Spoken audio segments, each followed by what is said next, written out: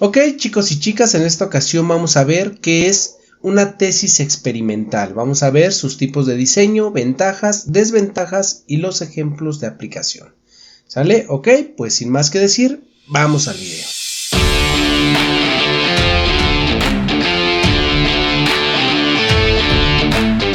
Ok, y primero vamos a ver qué es el concepto de tesis experimental o una investigación experimental. Dice que es toda aquella investigación que se lleva a cabo mediante métodos científicos que buscan determinar las causas y efectos del fenómeno. Así, la investigación experimental, por definición, es un tipo de investigación cuantitativa, es decir, trata los resultados y datos de forma cuantitativa, ¿sale? No cualitativa. ¿Y puesto cómo se mide? A través de estadísticas y números, ¿sale? También una característica que tenemos que considerar de este tipo de investigación o de tesis experimental es que tú vas a manipular intencionalmente la variable independiente. Es decir, vas a tener una variable dependiente y vas a tener una independiente, y esta independiente es la que tú vas a manipular. Esto a fin de determinar las causas y los efectos de los fenómenos de estudio. Ahora veamos los tipos de diseño de una investigación experimental. Existen tres tipos de diseño. El primero es el diseño preexperimental. El segundo es el experimental verdadero. Y el tercero es el cuasi experimental. El primero, que es el diseño preexperimental, se trata de hacer una primera aproximación al fenómeno de estudio, con el fin de determinar el tipo de estudio que se necesita llevar a cabo, y solo se estipula una variable, pero sin manipularla, ¿sale? En este tipo de diseños, el grado de control es mínimo y el grupo o los participantes asignados se toman al azar, ¿sale? Para esto comúnmente se lleva en un grupo, y lo que se hace básicamente es: primero se hace una prueba antes del experimento, o el llamado pretest. Se hace posteriormente el tratamiento, y después se hace una prueba posterior, o es decir, el post-test. ¿Sale? ¿De qué? Donde se va a medir los resultados de este experimento. Es decir, antes del experimento se toman los resultados, se analizan, se hace el tratamiento, después se hace otra vez se ve una prueba o un después de, y se analizan los resultados si hubo cambios. Esto es lo que va a surgir y es lo que nos va a dar este tipo de diseños, el experimental, ¿sale? Después está el diseño experimental verdadero. Este diseño es la forma más precisa de diseño de investigación experimental, ya que se basa en el análisis estadístico para probar o refutar una hipótesis. Es el único tipo de diseño experimental que puede establecer una relación de causa y efecto dentro de uno o varios grupos. ¿Por qué? Bueno, porque los participantes igual se eligen de forma aleatoria, y aquí sí nos va, al tener nosotros estos grupos que se forman de forma aleatoria, nos va a permitir aquí sí tener tanto una variable dependiente como una independiente. Al poder hacer manejo nosotros de esto, aquí sí vamos a poder tener una causa y un efecto. ¿Qué va a pasar con esto? Que el experimento se va a realizar muy similar a como se hizo en el diseño preexperimental. Es decir, primero se hace una prueba antes de, o un pretest antes del experimento. Después se tienen dos grupos. Uno es el grupo de control, el cual no le vamos a hacer nada, y el otro es el grupo experimental. En el otro únicamente teníamos un grupo, aquí no, aquí va a haber dos grupos mínimo. Uno de control, el otro experimental. Al experimental es al que le vamos a hacer el tratamiento, o es con el que vamos a experimentar, valga la redundancia. Después de que se hace esto, se hace una prueba posterior de el tratamiento o del experimento. Lo que aquí se intenta analizar es si hubo cambios. Esto, por ejemplo, se lleva mucho a cabo cuando, por ejemplo, hacen algún tipo de investigación de medicamentos o así. Al grupo de control no se le suministra nada, se le suministran los llamados placebos, es decir, medicamento que no necesariamente es medicamento, no tiene ninguna sustancia química, simplemente son pastillas, pero no tiene alguna sustancia. Y al grupo experimental, a ese sí se le va a suministrar la dosis de medicamento, y ya después, al hacerse la prueba posterior o el post-test, ahí se van a ver las diferencias, ¿sale? Ahora pasamos al diseño cuasi experimental. Es como la palabra lo indica, es parecido, es casi o semejante, pero no es igual al experimental verdadero.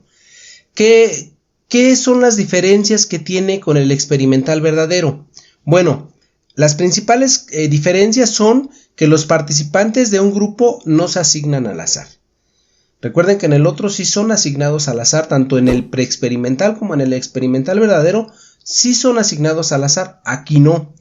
Al no ser elegidos al azar, no se establece una relación entre causa y efecto. Esas son las principales diferencias con el experimental verdadero, ¿sale? Ahora, veamos las ventajas de la investigación experimental. Una, puede aplicarse a diversas áreas de estudio. Esto quiere decir que lo mismo se aplica a biología, psicología, educación, a comunicación, a muchas áreas, ¿sale? Segunda ventaja, el investigador tiene control de las variables, es decir, tú vas a tener tu variable dependiente y tu variable independiente, y recuerda que la independiente tú vas a poderla manipular o la vas a poder tener ese control completamente, ¿sale? La tercera ventaja sería permite identificar la relación de causa y efecto en los objetos de estudio, lo que les comentaba, ¿no? Siguiente ventaja, los resultados de los experimentos pueden repetirse, es decir, los puedes volver a hacer para comprobarlo, pero básicamente siempre te va a llevar al mismo resultado. ¿Por qué? Porque recuerden que lo estamos llevando de forma cuantitativa, es decir, con datos numéricos, ¿sale?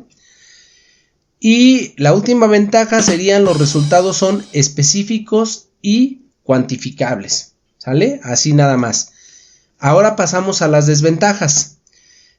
La primera desventaja es que las condiciones del experimento son siempre artificiales. ¿Por qué? Porque siempre se deben de llevar en un lugar controlado, es decir, no se llevan estando en práctica realmente, siempre es en medios controlados, ¿sale?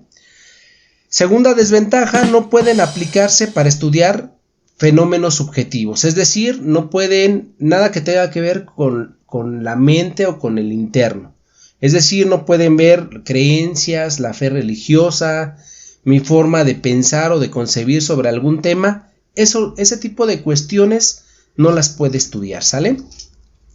Siguiente desventaja, una importante inversión de tiempo, es decir, pues al ser experimental sí se va a requerir de tener cierto tiempo o de implicar mucho tiempo para que podamos tener un resultado, ¿sale? Siguiente desventaja, existe un margen de error humano a la hora de transcribir los datos, lo cual compromete el informe de resultados. Así es, porque como humanos recuerden que siempre somos propensos a cometer errores, ¿sale? Y que de alguna forma también estos errores pueden ser de la forma subjetiva en que estemos midiendo la variable, ¿sale? Las variables, ya sea la dependiente y la independiente. Siguiente desventaja, puede verse afectado por dilemas éticos, por ejemplo, en lo que respecta a la experimentación con animales o seres humanos. Esto es, creo que no hay mayor explicación, todo lo que tenga que ver con dilemas éticos va a afectar, ¿sale? Y la última desventaja sería la muestra puede no ser suficientemente representativa, es decir, no porque en un grupo de alguna localidad en específico funcione, significa que va a funcionar en todas partes, ¿sale? Entonces no siempre va a ser representativa.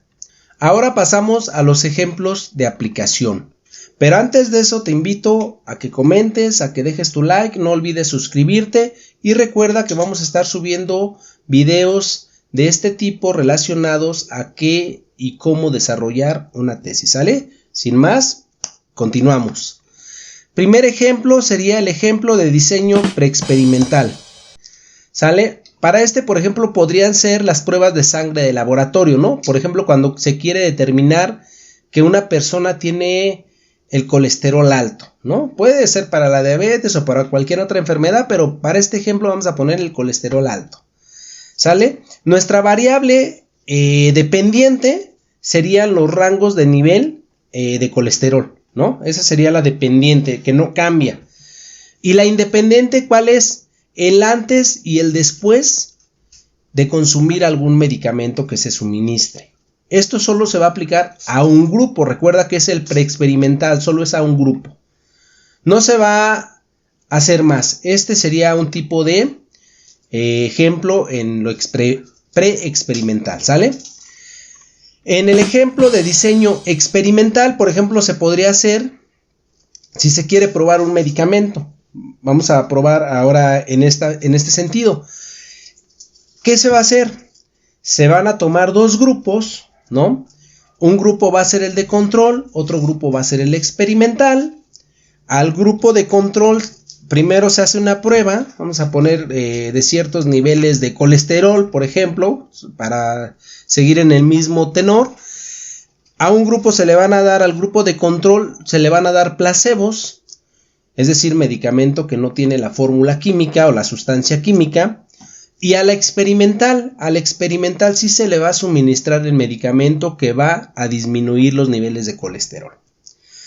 Después se van a hacer, ya que se hayan aplicado estas pruebas, se va a hacer un post-test, o es decir, una prueba posterior. Esta prueba posterior se va a comparar con la primera prueba o con el pretest, ¿sale? Y al compararse se van a ver los resultados. Este es un diseño experimental verdadero, ¿sale? ¿Por qué? Porque ya ahí estamos teniendo estas dos comparaciones y aquí sí tenemos una causa, un efecto, una variable dependiente, una independiente y un grupo de control y uno experimental, ¿sale? Otro ejemplo sería, se ha demostrado que un alto consumo de refresco por el azúcar que contiene produce enfermedades como la obesidad, ¿sale? Nuestra variable dependiente, ¿cuál es? La obesidad, porque ya tenemos ese problema. Ese sería al mismo tiempo nuestro efecto. Nuestra variable independiente, ¿cuál sería? El consumo de refresco. Y esa sería nuestra causa, ¿sale? En el primer grupo de personas sería de control. A se hace una prueba antes de, recuerda que siempre es un pretest, una prueba antes de, tenemos nuestro grupo de control, tenemos nuestro grupo experimental, al grupo de control se le da jugo o agua y a nuestro segundo grupo se le daría refresco, es decir, a nuestro grupo experimental.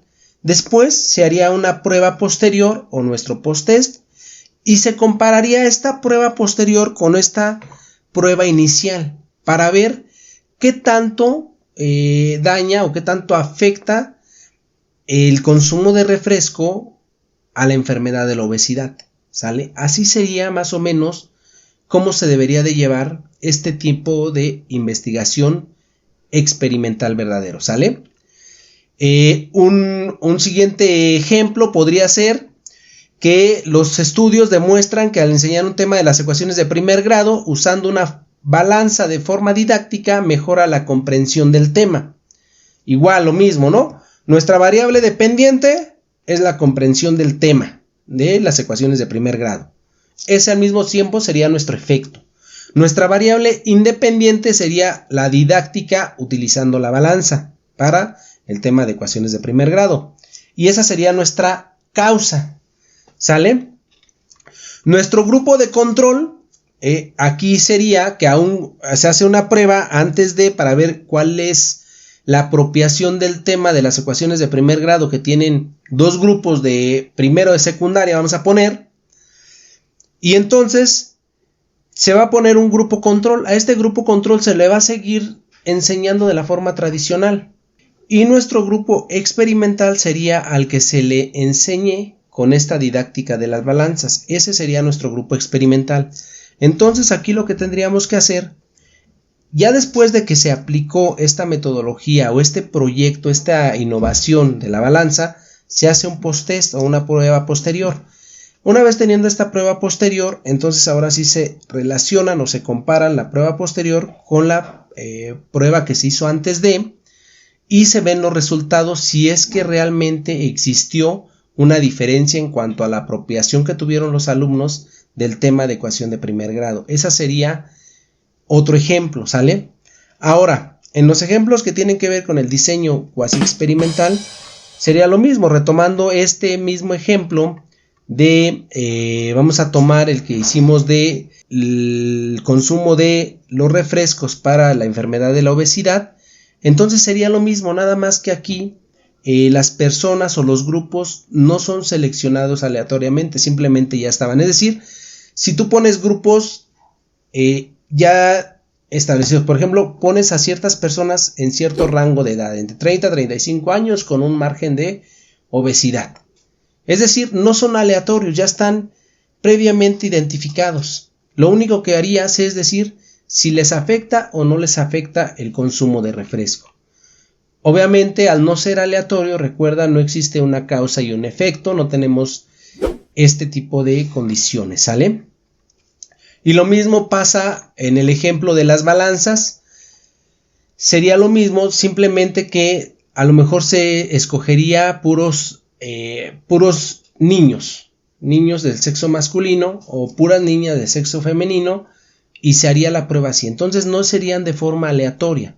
O lo podríamos hacer con un grupo que tenga el mejor aprovechamiento en la escuela o el peor aprovechamiento en la escuela. Pero volvemos a lo mismo, ya no serían de forma aleatoria. Recuerda que en un grupo siempre van a estar de forma aleatoria. Van a ver los que son inteligentes, los que no tienen tanto rendimiento académico, los que ponen atención o los que no ponen atención. Sin embargo, ya al seleccionar a puros hombres, puras mujeres o de mejor promedio o de peor promedio, ahí ya no sería de forma aleatoria. Entonces eso va a cambiar todo y eso ya sería un ejemplo del diseño cuasi experimental, ¿sale? Ok, pues eso es todo por este video. Recuerda que vamos a estar subiendo próximamente más videos. Este es nuestro cuarto video del tutorial de cómo desarrollar una tesis. Te invito a que comentes, a que te suscribas y no olvides dejar tu like. Hasta la próxima.